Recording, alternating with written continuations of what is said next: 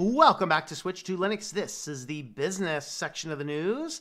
These are recorded live Friday, 9 p.m. Eastern Standard Time if you want to come on by for the live show, or you can just watch these little clips instead. So today, instead of highlighting one individual affiliate, I wanted to illustrate that I do have a full affiliates page on my website that we'll talk about affiliates, the ones that I use, and anytime I add new affiliates, they will get added to this page. So you can always bookmark this at switchedtolinux.com/affiliates.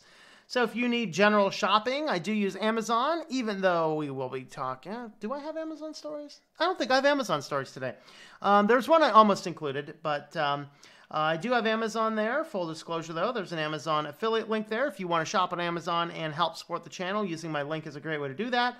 I have 4 different web hostings figured out here, some VPNs, and even some podcasting resources as well. So don't forget to check those out if you would like to jump into this. Now, let's go ahead and get the controversy out of the way. So all you guys that want to just come by, leave me a rude and nasty comments, and then leave. This one's for you. So apparently Juul, which has been in the news lately, like, okay, let's go ahead and clarify the news. Some people who have been vaping have been coming up with some serious lung diseases. It does not appear as though it's related to any specific Juul products, mostly third-party or other vaping resources. That being said, you do not actually have to have advanced degrees in biomedical research to know that boiling chemicals and putting them into your lungs is a bad idea.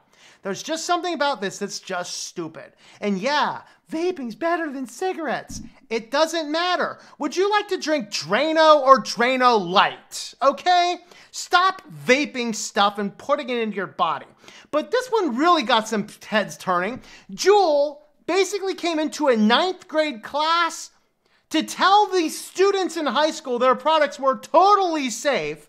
Apparently, parents were not aware of this, and teachers weren't even in the room. So effectively, Juul representatives came into our public high schools and started to tell kids, basically a marketing thing, that Juul is completely safe. Can we just close this company down yet? Can we just hang these people up by their toes in the middle of Times Square and have people come by and whap them with wet noodles or something? I mean, really. So basically, in the midst of all of this, we have a serious vaping epidemic. It has become a major crisis, the #1 health crisis among kids right now. Guys, people aren't even engaging in other risky behaviors, but they have no problem vaping up. And yeah, sure, I completely understand vaping might contain slightly less toxic chemicals than smoking a cigarette, but guys, we don't need to put anything vaporized into our lungs. Your lungs are designed to breathe in air, exchange the oxygen, replace the carbon dioxide, and expel it. Breathe in, breathe out. Vaping is deadly for your body. Let's stop it. And let's stop this. So if you had needed any extra reason to pull your children out of school and homeschool them instead, it's that representatives for the #1 thing destroying the future of our children is now being allowed without any supervision into our schools to tell our high school students how safe it is to vape. Are we kidding, people? Are we kidding? So this has come out. Now, what has happened to these guys? Oh, they received one of their rude letters from the FDA. Oh my God, can we get some real results from Congress? The tobacco companies, the Juul companies, the vaping companies are going into our schools and teaching them to vape. And we're sending them rude letters? No! Find them into oblivion! Find them! Find these people out of business! Find them 10 times what their company's worth! Take every one of their representatives! Throw them in jail! Close the company down! We do not need vaping companies in our public high schools telling your children that vaping is safe! It is not! It is not. Wow. All right, you can get all your rude comments out of the way now. That was a good yelling tirade. In with the good air, out with the bad. In with the good air, out with the bad. Don't put the vape in there, yo. Don't put the vape in there. All right. This article really shocked me. Apple and Foxconn broke China labor laws to build the latest iPhones. The thing that shocked me, China actually has labor laws? What? I wonder if this threw Apple off surprise. What do you mean there's labor laws in China? We got to pull out of China. There's labor laws. We don't know there's labor laws. Well, apparently there are labor laws in China, and it was interesting because what it boils down to, I'm in private mode. I'm not in private mode. What it boils down to here is that we can't read the article. That's a sham.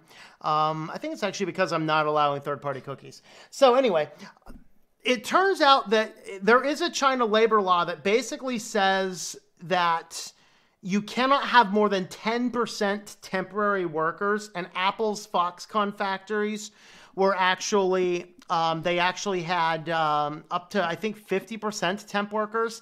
So they actually got fined for that, for having too many temp workers working on the iPhones. And with that being said, then they basically, and of course Apple comes in and is like, oh my Lord, we had no idea. We're looking into this. We're working tightly with Foxconn to rectify the situation. Like, yeah, right.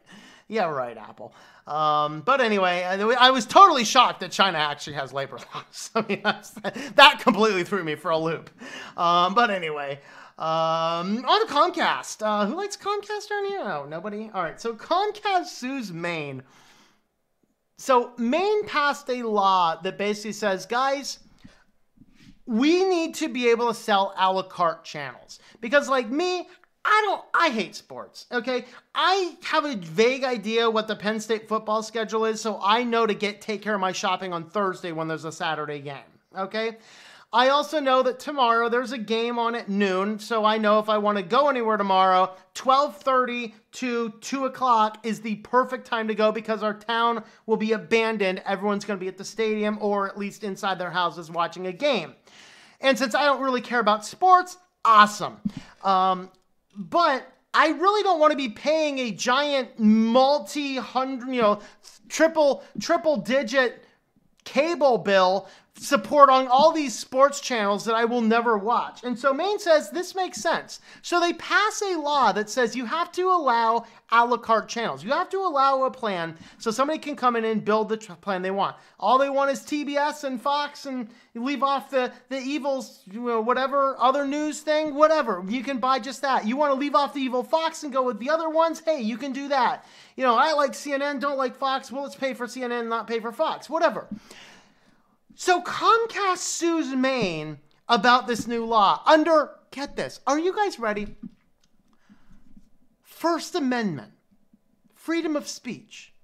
Guys, we need to stop a company's ability to sue on freedom of speech grounds. How is it a violation of free speech to tell a company doing business you have to allow people to purchase only what they want to buy? I'm clueless. I'm completely clueless. Like, this has nothing to do with speech. If this is not just immediately thrown, like, this has nothing to do with speech, guys, get out. First Amendment rights. It's First Amendment rights. Our First Amendment rights. What? This has nothing to do with First Amendment rights. Maybe we should close Comcast down as well. Thin legislative record. Yeah, guys, allow the a la carte line. I don't want to say anything else about this. This is just insane. Companies should not be allowed to use constitutional amendments. Okay, in fact, this is a long time ago. The first thing that actually a court allowed a company to sue on First Amendment rights had to do with the Motion Pictures of America, because what they were saying, and in that case, I still disagree with it for a fundamental reason, but at least you could understand the argument, because what they're saying is these states are not allowing us to show certain movies. We think that this is a free speech issue. I completely understand that. Now, I disagree with it being an option because the problem we have right now is companies, the LLCs, the corporations, they can have the constitutional protections, but they do not have the constitutional responsibilities. If a company wants to continue to have constitutional protections, they need to also have constitutional responsibilities. This means if they violate somebody else's constitutional rights, they have to be as held accountable as we are. Okay, so in other words, somebody actually has to be held liable. And that's what happens, is that companies got all the rights of the Constitution with none of the responsibilities, and that is why they can trample over people's rights, which is a sad thing. But it was actually on the grounds, and actually the first time they tried to bring the lawsuit, it was kicked out because a company didn't have constitutional rights. It wasn't until I think it was the 60s or 70s when that was finally overturned. And I think that that was a bad thing. All right, on to more insanity. So California just passed a new law. It was basically simplifying what is a contractor. So when we're talking about hiring contractors, when you're hiring contractors, the IRS has a vague test, and there's 8 basic points in this. California thought it was too vague, and so they created a ruling that it basically was called an ABC test, which was very simple. It had 3 basic points, and if any of these 3 basic points were in place, then this person's a contractor, not an employee, or an employee, not a contractor. So the law simplified the terms. One of these terms that the IRS has is the essentialness of the employee. So in other words, I have, like the company I've talked about through the course of today, I have a publishing company that's a registered LLC.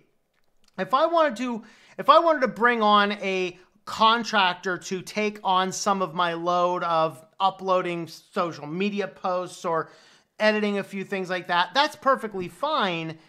But what I couldn't do is, if I were in that field, I couldn't have 100,000 of those people and have no employees.